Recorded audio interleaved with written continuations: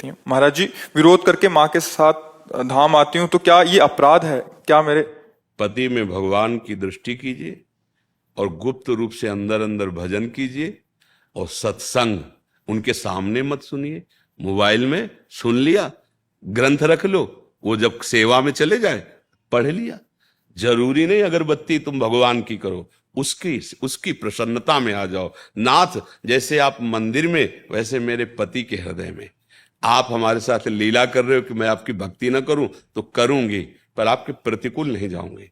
आप कहोगे धाम नहीं जाना, कभी नहीं जाऊंगी। आप कहोगे तिलक नहीं लगाना, कभी नहीं लगाऊंगी। आप कहोगे कंठी नहीं पहनना, नहीं पहनूंगी। लेकिन हृदय से आपको कभी भूल नहीं सकती। भगवान की प्राप्ति हो जाएगी। न झगड़ा करने की जरूरत है, न कहीं भागने की जरूरत है। आज तो इतनी कृपा है कि आप अमेरिका में बैठ के सत्संग सुन सकते हो। अच्छा, हर समय कोई पास थोड़ी रहता है।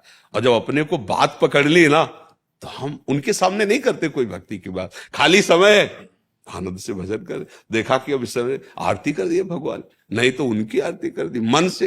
भगवान वही विराज। हमें तो लगता है भक्ति कभी झगड़ा नहीं कराती, भक्ति कभी अशांति पैदा नहीं करती। कहीं चूक होती तभी झगड़ा और अशांति होती है। नहीं तो लंका में रह करके विभीषण ने महान भक्ति प्राप्त की के लिए रावण का सगा भाई और मंत्री पद पे।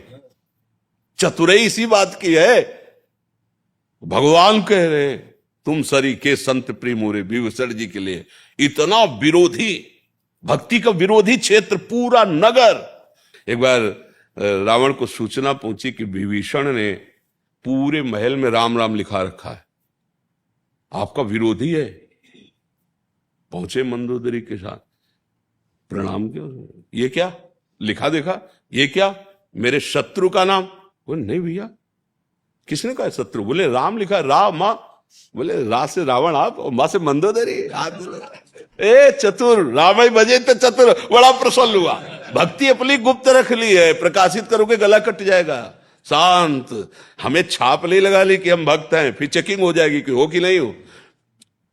आप शांत, भगवान जिस परिस्थिति में तुम्हें दिया उसमें भजन करके दिखा दो, भगवान प्राप्त कर। भगवान प्राप्त ही है, वो प्रकाशित हो जाएंगे। पति में भी भगवान है, परिवार में भी भगवान है।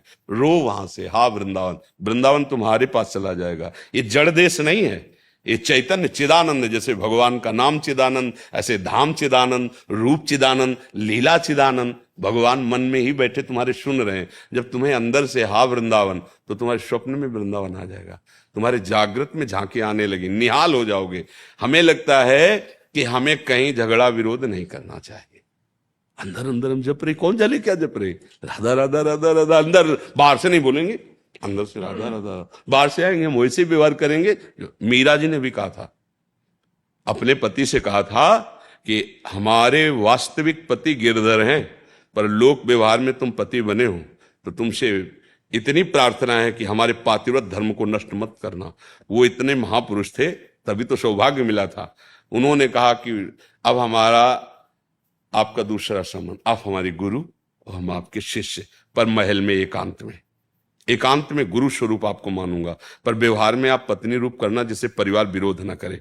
तो व्यवहार में वो पति जैसा व्यवहार जैसे करना चाहिए पति के साथ, वैसे, और एकांत में वो गुरु के जैसे बैठ करके उपदेश करते, वो शिष्यत्व भाव, भगवत प्राप्त महापुरुष हुए वो।